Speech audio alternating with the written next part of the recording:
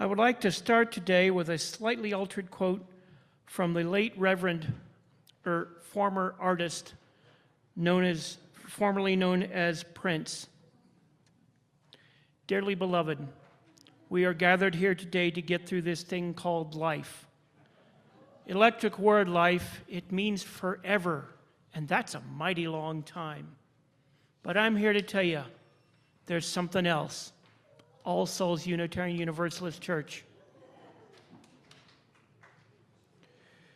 A welcoming place of never-ending happiness.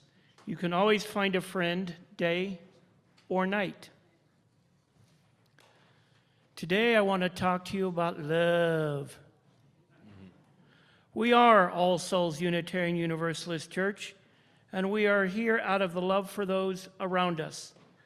Those around us includes those sitting next to us, behind us, before us, those on the sidewalk outside or going down the street in a car or a bus, or anyone in the larger community of Colorado Springs, Colorado, the United States, anywhere on planet Earth or anywhere outside of it. As I often like to do, I want to make this an audience participation experience. Y'all are in trouble now. I will occasionally ask, who do you love? When I do, if you are comfortable doing so, please turn to somebody sitting close to you and say, I love you.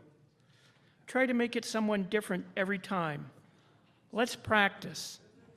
Who do you love?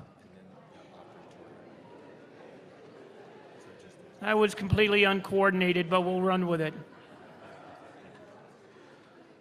Always remember that we are called by our faith to find good where we can, aid those in need, and be a safe place for anyone, no matter who they love. Who do you love? We're trying.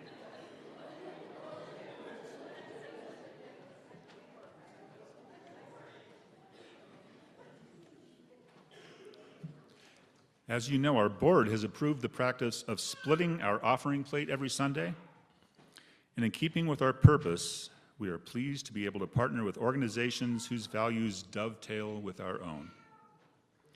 This month, we're sharing that collection plate with the Accompaniment and Sanctuary Coalition of Colorado Springs. The Accompaniment and Sanctuary Coalition seeks to make the Pikes Peak region a safer place for immigrants by standing with and protecting immigrants facing obstacles in everyday life. This includes housing support, finances, health care, well-being, and apprehension deportation prevention. All Souls UU Church is a designated sanctuary church. Our plate sharing will be directed to this effort, and this is sponsored by the immigration team here at All Souls. If you wish to make an online donation, be sure to select Share the Plate from the drop-down menu. If you're texting, please indicate the dollar amount plus share, example $50 share.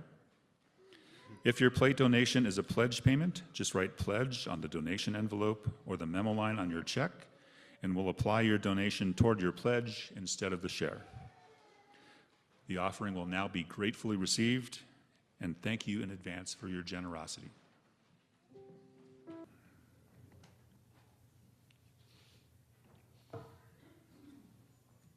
I have a confession to make, and this one has nothing to do with pajamas. But in college, I had this very unusual love. I manifested a love for Spam. There are many examples of this ugly kind of experience.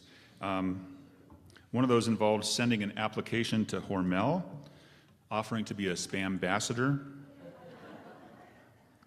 I also worked in a deli in the town that I went to college in, and when the boss was away, I made these fried Spam sandwiches that were a community hit, or at least I told myself they were. Of course, I didn't genuinely love Spam. I was weirdly obsessed, maybe.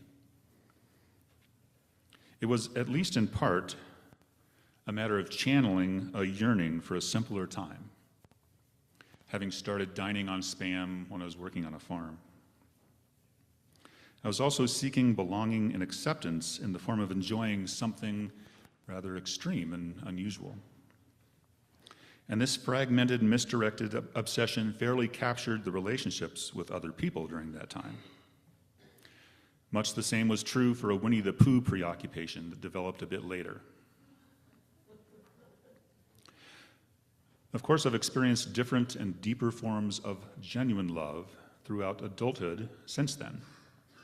For example, when I got married, when I had children, when I nearly destroyed my marriage, eventually leading to renewed vows, when my mom died. In the process, I was, of course, unlearning much of what I had learned before about what love was. We live our lives swimming in these cultural messages and admonitions. How love can only be considered proper if it conforms to this or that definition, for example. How so many of the problems that plague us are ways that we've twisted, distorted, contorted, tortured love into something selfish, small, and ugly. Why does it take us so long to come back to the surface, assuming that we ever do? To be able to breathe, to be able to just be. Along the way, I've also had passions for yoga, horses, working with veterans and other wounded warriors, which I've come to realize is all of us in one way or another. And when these passions have intersected, wow. And all of those have been somewhat unusual in the eyes of others.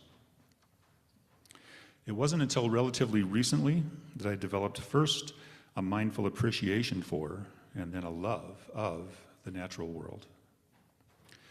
And I've learned much about how to be and how to love from those experiences. Of course, I'd always had an appreciation for the sandhills of Nebraska, the forests of North Carolina, the light and air in Central California. That appreciation only gradually, though, evolved into a genuine awareness. That's been the case with my understanding of love as well. It's only gradually and sometimes painfully evolved into that genuine awareness. Now, I certainly don't know much about the natural world. The Huts for Vets outings that I've been on have magnified the intensity of this mindfulness and love. On one trip, I remember encouraging participants to get familiar with nature on their solo experiences, to get so familiar that maybe they were even hugging a tree. A few people actually took me up on this, a few men. And one wrote and then shared with the group a beautiful poem capturing that experience. One of the most damaging notions that we learn about love is that love can only be a feeling directed at one person. However, one of the most difficult things to relearn is that love is actually who we are. The only unusual thing about love is that we don't allow ourselves to experience it or express it more.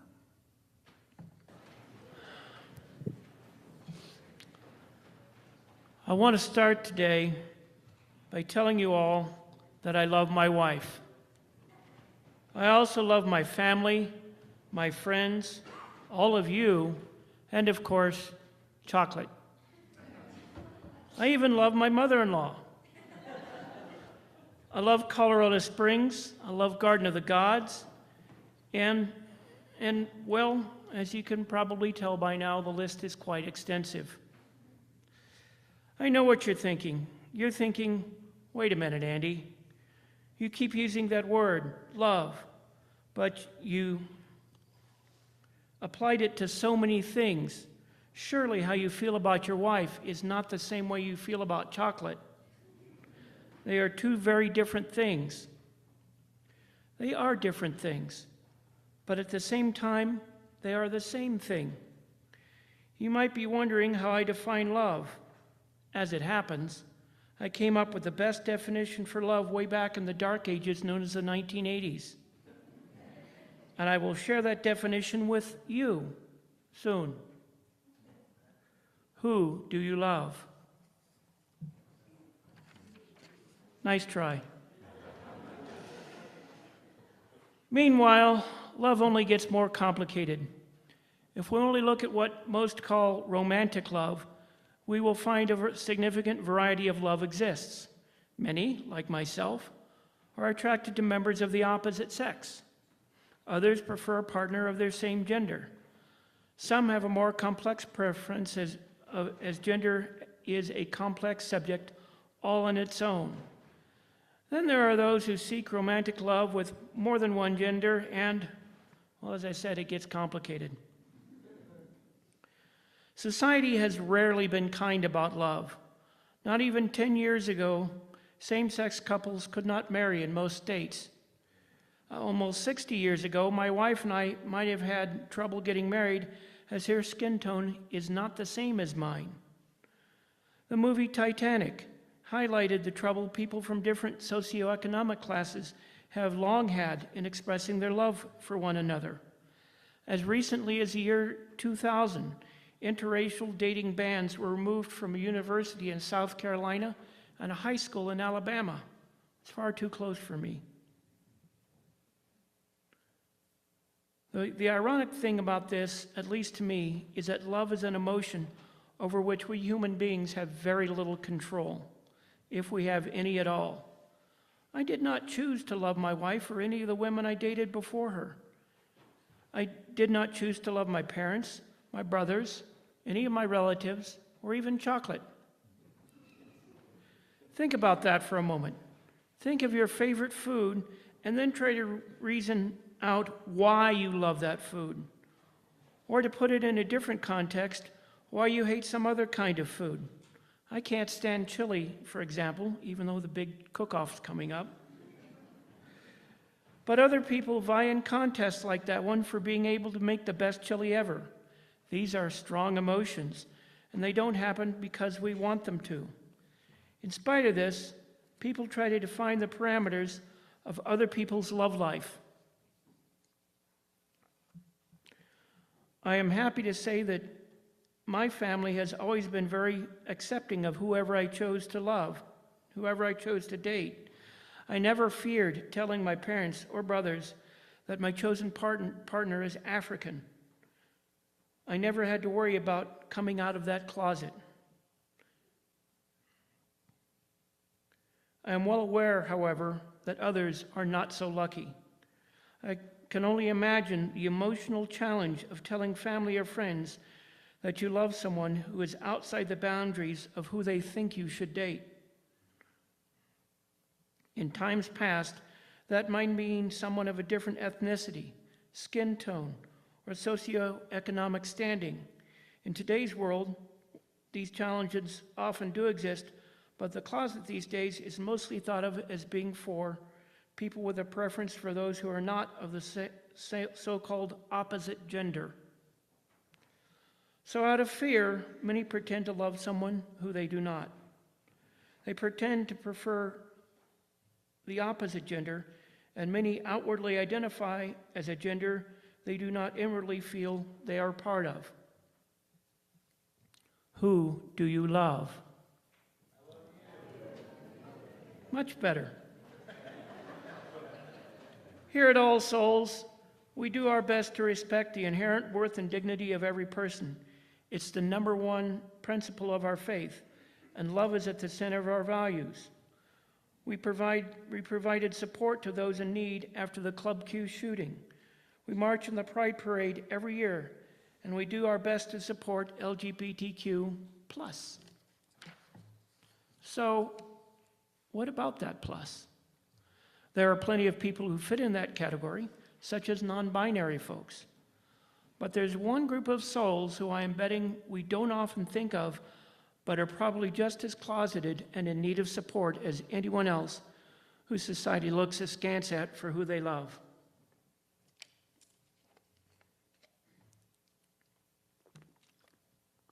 Excuse me.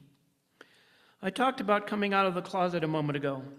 When most people hear that phrase, at least outside of the UU community, The first thought is likely a gay person telling their family and perhaps their friends who they love.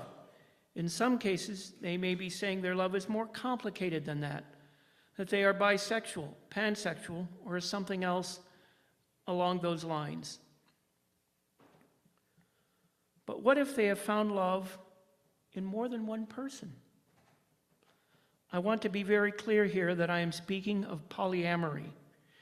In modern terms, those who are part of a polycule, which is a group of 3 or more people in a romantic relationship. I also want to be clear what polyamory is, and perhaps more importantly, what it is not. It is not one person with several independent romantic partners. It is not infidelity. That is, it is not one person in a romantic or sexual relationship with more than one person, where one or more of those partners are unaware of the other relationships they are in. It is not a harem or an arranged marriage or anything else where love is not really a part of the equation. Again, polyamory is a romantic relationship with more than 2 people. Each person in that relationship is aware of and romantically involved with every other person in the relationship. Ideally, there is mutual respect and consideration for everyone involved. Misogyny and prejudice likes to step in at this point and cast many aspersions in the direction of such relationships. One man walking hand in hand with 2 women is likely to be viewed in some positive but lewd context, while the women may be viewed as victims of the man's advances with no romance involved at all. One woman with 2 men is still likely to be referred to in unflattering terms, again with no romance recognized as being part of what's going on, regardless of the true emotions being felt between the 3. Who do you love? Let's digress for a moment and look at some statistics. The divorce rate in the United States is estimated to be between 40 and 50%. In the context of today's topic, that suggests that, well, love is hard. It takes a significant amount of work and a lot of commitment.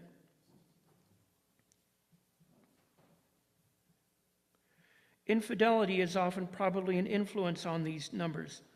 One study suggests that 20% of all men and of married men and 13% of married women engage in sexual relations with someone other than their spouse during the course of their marriage. Going a little deeper, men have an average of 14 sex partners in their lifetime, and women about half that. That suggests to me that the infidelity numbers may be a little conservative. More significantly, this last statistic suggests that humans are simply not monogamous creatures by nature. Certainly, one thing we have gotten very good at is going against our own nature, so we might easily appear to be otherwise. My appetite hungers for a lot of chocolate, for example, but to keep my diabetes at bay, I go against this natural temptation and eat it only occasionally and in small quantities when my wife lets me.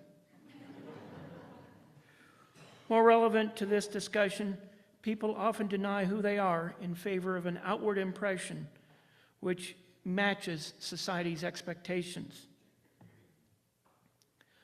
Thus, it seems to me that polyamory is more natural than the monogamy we usually engage in.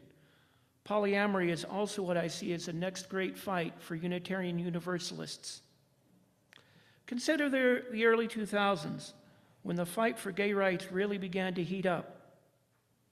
One thing highlighted over and over again was when one member of a straight couple got sick, the other member could freely visit them in the hospital if they got hospitalized, while homosexual partners did not have this important privilege. Now, happily, couple halves can tend to their partner's needs and be with them in these dire times. Now consider a polycule. 2 members of that polycule might be legally wed to one another and thus get these important visitation rights, but the ill one and their non-wed partners will still be denied access to one another in this situation. To put it another way, their relationship is not seen as being equal to that of a monogamous couple. Which brings us back to where I started this reflection. Love, which is the essence of romance. We have people who share a love with a partner of the opposite sex. We have people who share a love with a partner of the same sex. We have partners who choose loving relationships with more than one person. At the core of each of these relationships, not unlike how we define our UU values, is love. We find love.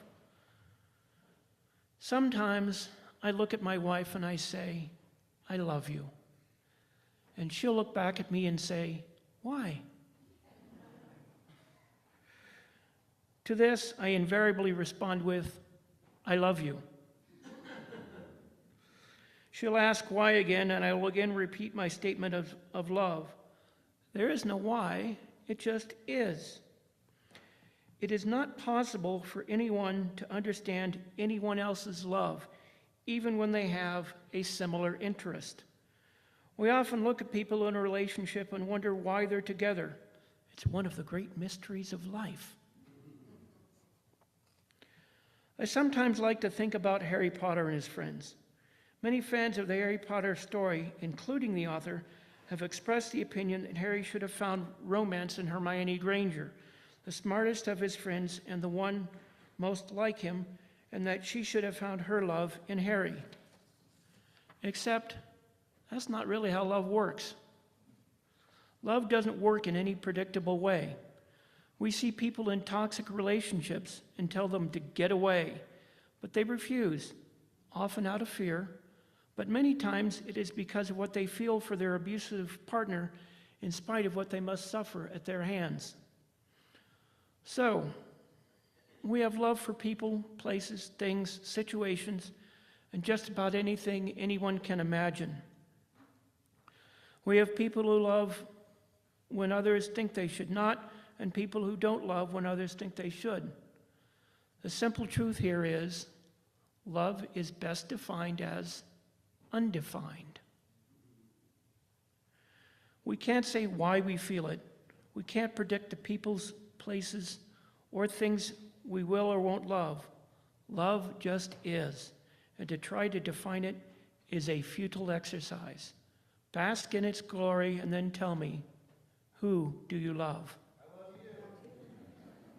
Thank you.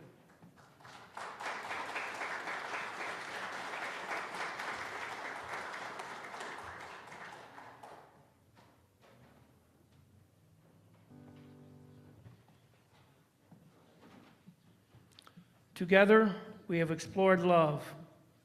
It is my sincere hope that exploration of love is one that will never end for any of us. We extinguish our chalice, but the flame of love continues to warm our hearts. Who do you love?